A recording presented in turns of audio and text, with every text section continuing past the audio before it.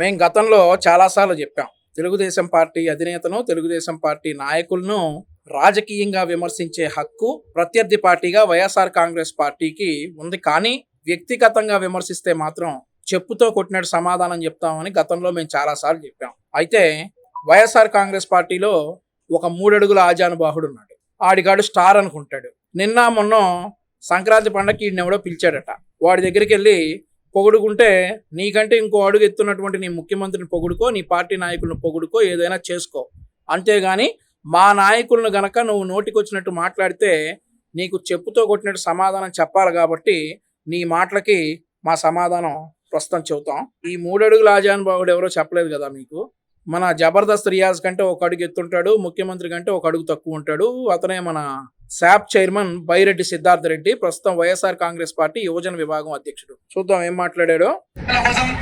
ఎంతో ప్రతిష్టాత్మకంగా జగన్మోహన్ రెడ్డి గారు ఆయన టీం ఇంకా ఖర్చు చేసి ఈ కార్యక్రమం చేస్తున్నందుకు మనస్ఫూర్తిగా వాళ్ళని నేను అభినందిస్తున్నా. ఎందుకంటే నేను కూడా ఈ రోజు ఎందుకు ఇక్కడికి రావడం జరిగిందంటే, నా జిల్లా అధ్యక్షుడు, యువజన విభాగం జిల్లా అధ్యక్షుడు, రాష్ట్ర అధ్యక్షుడిగా వచ్చి మద్దతు తెలపాల్సిన బాధ్యత నా పైన ఉంది. కాబట్టి నువ్వు మద్దతు తెలపాల్సిన బాధ్యత ఇంకా చాలా ఉన్నాయి. ప్రతి సంవత్సరం 4 సంవత్సరాలుగా జాబ్ క్యాలెండర్ కోసం చూసి అలిచిపోయినటువంటి నిరుద్యోగులకు నువ్వు మద్దతు తెలపాలా. నిరుద్యోగ భృతి 2000 ఇస్తుంటే మీరు ఆ రోజు హేళన చేశారు కదా. ఆ రోజు నుండి కూడా ఇంట్లో డబ్బులు అడగలేక, ఖర్చులకు డబ్బులు లేక ఆత్మాభిమానం చంపుకున్నటువంటి అనేక మంది నిరుద్యోగులకు నువ్వు మద్దతు తెలపాలా. ఈ సంవత్సరం డిఎస్సి ప్రకటిస్తారు, మనకు ఉద్యోగాలు వస్తాయని చెప్పి ప్రతి సంవత్సరం నిరాశతో ఎదురు చూస్తున్నటువంటి నిరుద్యోగులకు నువ్వు మద్దతు తెలపాలా. అలాగే గంజాయికి బలైపోయి జీవితాన్ని నాశనం చేసుకుని మళ్ళీ కొత్త జీవితం ప్రారంభించాలనుకునే వారికి నువ్వు మద్దతు తెలపాలా. అంతేగాని సంక్రాంతికి ఆడెవడో తైతక్కలాట పెడితే ఆ తైతక్కలాటకి వెళ్ళి నువ్వు మద్దతు తెలుపుతానంటే అది నీ విజ్ఞతకే వదిలేస్తానా, నీ పార్టీ విజ్ఞతకే వదిలేస్తానా? రాష్ట్రంలో నువ్వు ఒక రాజకీయ పార్టీకి, అధికారంలో ఉన్నటువంటి రాజకీయ పార్టీకి నువ్వు యువజన విభాగం అధ్యక్షుడిగా ఉన్నావు. అట్లాంటి యువత ఆంధ్రప్రదేశ్ రాష్ట్రంలో నిర్వీర్యం అయిపోతా ఉంటే నీకు దున్నపోత మీద వర్షం పడినట్లుంది. కానీ నువ్వు ఇంతవరకు ఒక్కసారైనా కానీ వాటి గురించి మాట్లాడలా. ఎందుకు నీ జగన్మోహన్ రెడ్డిని నువ్వు క్వశ్చన్ చేయలేకపోయావు? ఏటా ప్రతి సంవత్సరం జనవరి 1వ తారీఖు జాబ్ క్యాలెండర్ వదులుతా అన్నావు కదన్నా, ఏమైంది అని చెప్పి నువ్వు జగన్మోహన్ రెడ్డిని అడిగితే ఈరోజు నువ్వు ఏ తైతక్కలాటకి వెళ్ళినా కానీ ఎవరు కూడా నిన్ను విమర్శించరు. కాబట్టి నువ్వు అవన్నీ వదిలేసి తైతక్కలాటలకు వెళ్తానంటే, మద్దతు తెలుపుతానంటే నీ ఇష్టం. అది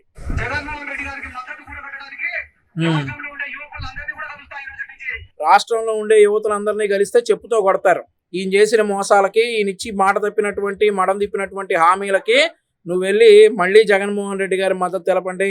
ఆసారి అంటే 4 సంవత్సరాలు జాబ్ క్యాలెండర్ ఇవ్వలేదు, ఈసారి వచ్చారంటే అన్నీ కలిపి ఒకసారి ఇస్తాడని మద్దతు తెలుపుతావా?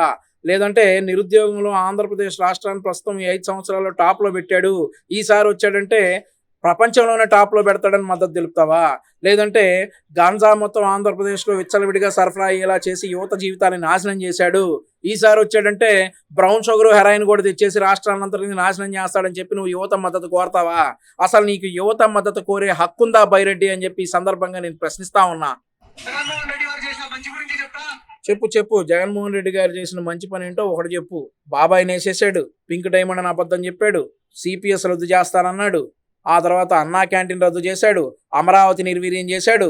ఇట్లాంటివి చెప్పుకుంటా పోతే గొంతు నొప్పి రావడం తప్పితే జగన్మోహన్ రెడ్డిలో మార్పు అయితే ఏమీ లేదు. నువ్వు చెప్పు, ఏం మంచి చేశాడో చెప్తే వినాలనే ఉంది మాకు కూడా.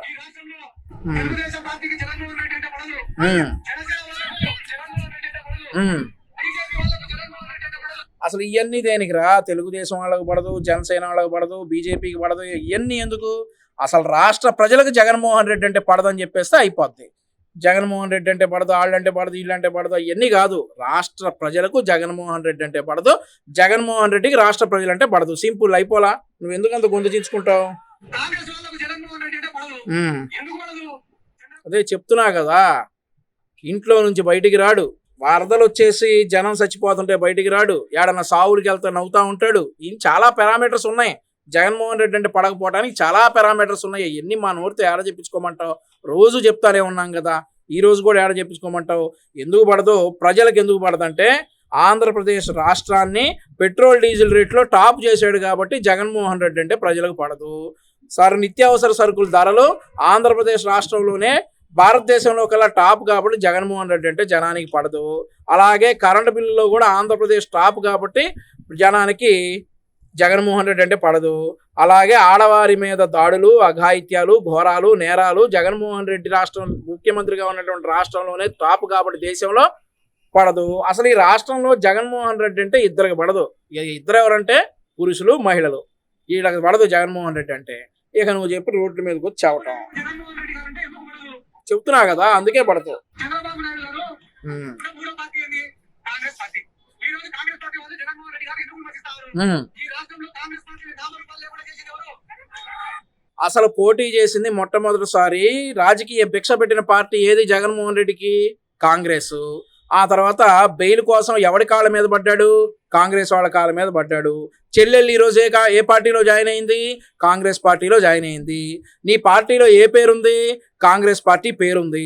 ఇక నువ్వు జగన్మోహన్ రెడ్డి నువ్వు కాంగ్రెస్ పార్టీని నువ్వు నామరూపాలు లేకుండా చేసావా? ఆ రోజు కాంగ్రెస్ పార్టీ తలుచుకుంటే అసలు బయటకు వచ్చేవాడివా? వెళ్ళి సాష్టాంగ నమస్కారాలు చేసి ఇక నీకు బెయిల్ లేకపోతే చచ్చిపోతానని చెప్పి పార్టీకి మద్దతు ఇస్తానని చెప్పి నువ్వు కాదా బెయిల్ మీద బయటకు వచ్చింది? కాంగ్రెస్ పార్టీ కాళ్ళు పట్టుకుని కాదా నువ్వు బయటకు వచ్చింది? ఈరోజు నువ్వు మళ్ళీ కాంగ్రెస్ పార్టీని విమర్శిస్తా ఉన్నావా? సరే, అవి అవుట్ ఆఫ్ స్టోరీ కాబట్టి కాంగ్రెస్ పార్టీ తరపున నేను వకాల్తా పుచ్చుకోలేదు కాబట్టి ఇక్కడతో ఆపుతా ఉన్నా. కాంగ్రెస్ పార్టీ తరపున వకాల్తా పుచ్చుకున్న వాళ్ళు ఎవరన్నా కనుక ఈ మాట విన్నారంటే నీ చెవుల్లోంచి రక్తం వచ్చుద్ది బైరెడ్డి సిద్ధార్థ రెడ్డి అని చెప్పి సందర్భంగా చెప్తా ఉన్నా. ఈరోజు అదే కాంగ్రెస్ పార్టీకి నీ చెల్లెలు షర్మిల రాష్ట్ర అధ్యక్షురాలుగా వచ్చింది.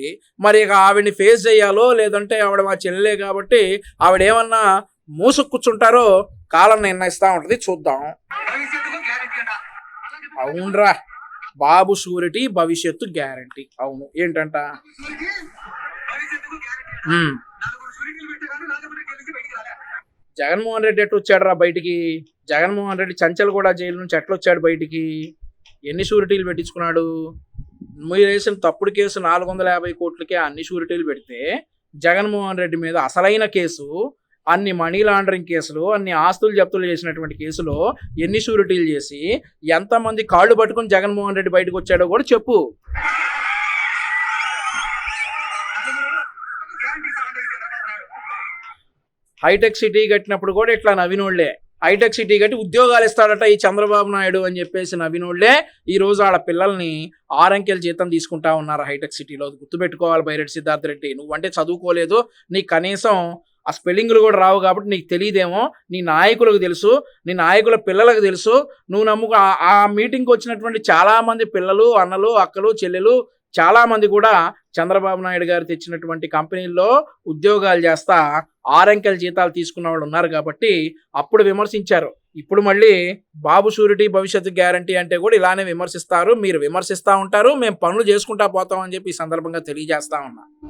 ఒక కుటుంబానికి ఆపద వస్తేనో, ఇంట్లో తండ్రికి ఆపద వస్తేనో, తల్లికి ఆపద వస్తేనో, చెల్లికి ఆపద వస్తేనో, రైట్ ఇది బాగా వినాల్సింది మనం. ఒక నిమిషం.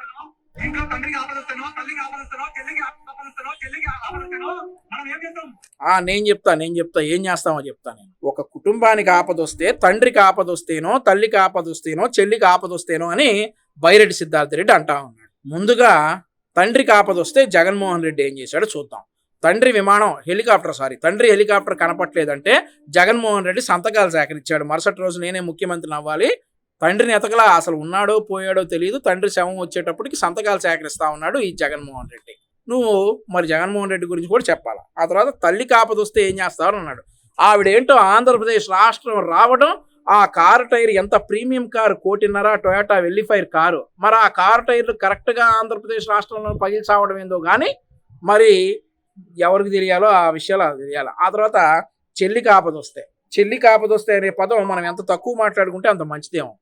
బైరెడ్డి సిద్ధార్థ రెడ్డి చెల్లెలు షర్మిల వైఎస్ఆర్టీపీ అని ఒక పార్టీ తెలంగాణలో పెడితే అక్కడి ప్రభుత్వం చెల్లిని కారులో టో చేసుకుంటా తీసుకెళ్ళింది రోడ్డు మీద. ఎంతమంది జాలిగా చూశారంటే ఆ రోజు షర్మిలని, కనీసం పలకరించే దిక్కులేదు జగన్మోహన్ రెడ్డికి. నువ్వు ఇక తల్లికి ఆపదొస్తే, చెల్లికి ఆపదొస్తే, అమ్మకి ఆపదొస్తే అన్న సంగతులు మూస్తే నీకు మంచిది, నీ అధినేత జగన్మోహన్ రెడ్డికి కూడా మంచిది. ఒక్క పోరాడతారా ప్రాణం అడ్డం పెట్టి? బాత్రూంలో తీసుకెళ్ళి ప్రాణాలు తీసే రకాలు మీరు ప్రాణాలు అడ్డం పెట్టి పోరాడతారా? సిగ్గుండాలి బైరెడ్డి చవటానికి.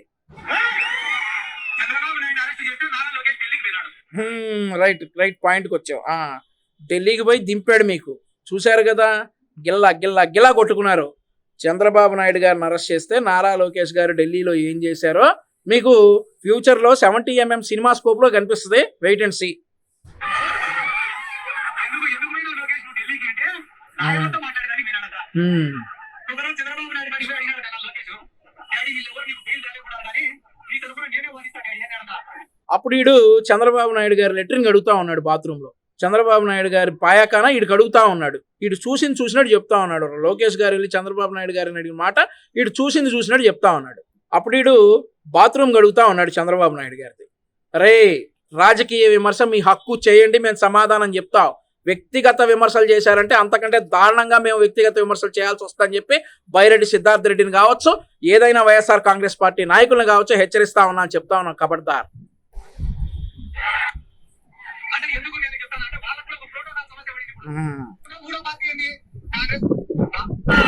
నేను ముందర అడుగుతాను, ఒక్క మాట చెప్పండి. మీ ఇంట్లో తల్లిని కానీ చెల్లిని కానీ భార్యని కానీ ఎవరైనా కూడా తప్పుగా మాట్లాడితే ఏం చేస్తారు మీరు? మీ ఇంట్లో భార్యను కానీ తల్లిని కానీ చెల్లిని కానీ తప్పుగా మాట్లాడితే ఏం చేస్తారని అడిగినటువంటి బైరెడ్డి సిద్ధార్థ రెడ్డి చెల్లి, మీ అధినేత జగన్మోహన్ రెడ్డి చెల్లి షర్మిలాని షకీలా అన్నాడు పంచ్ ప్రభాకర్ అనేటటువంటి ఒక సైకో. అలాగే శూర్పుణక అనింది శ్రీరెడ్డి అనేటటువంటి. అలాగే మీ చెల్లిని కారులో నడి రోడ్డు మీద టో చేసుకుంటూ తీసుకెళ్ళి శిఖండితో కంపేర్ చేశారు టీఆర్ఎస్ నాయకులు కొంతమంది. ముందు ఆడని పీకి ఈ సొల్లు కబుర్లు చెప్పాలని చెప్పేసి బైరెడ్డి సిద్ధార్థ రెడ్డికి చెప్తా ఉన్నా. సొల్లు కబుర్లు, ఈ చెత్తవాగుళ్ళు, ఈ సోది, మైకు పట్టుకుంటే ఊగిపోటాలు, నువ్వు చావటం, జనాలు వినటం, సప్పట్లు కొనటం, అవన్నీ చాలా జరుగుతూ ఉంటాయి. కానీ వాస్తవానికి వస్తే నీ చెల్లికి నువ్వేం న్యాయం చేశావో నీ జగన్మోహన్ రెడ్డిని అడుగు. జగన్మోహన్ రెడ్డి చెల్లెల్ని షర్మిలాని షకీలా అన్నటువంటి పంచ ప్రభాకర్ గారిని ఏం చేశారు, శూర్పుణక అన్నటువంటి శ్రీరెడ్డిని ఏం చేశారు, అలాగే కారులో టో చేసుకెళ్లి సెకండ్తో కంపేర్ చేసినటువంటి టీఆర్ఎస్ మంత్రుల్ని టీఆర్ఎస్ ఎమ్మెల్యేలను ఏం చేశారో చెప్పి ఆ తర్వాత జనానికి మేలు చేస్తాం, పొడుస్తాం, మా ఇళ్లలో వాళ్ళని ఏమన్నంటే మేము ఊరుకోం, చించుతాం, పొడుస్తాం అనే సోది కబుర్లు చెప్పాలని చెప్పేసి బైరెడ్డి సిద్ధార్థ రెడ్డికి చెప్తా ఉన్నా.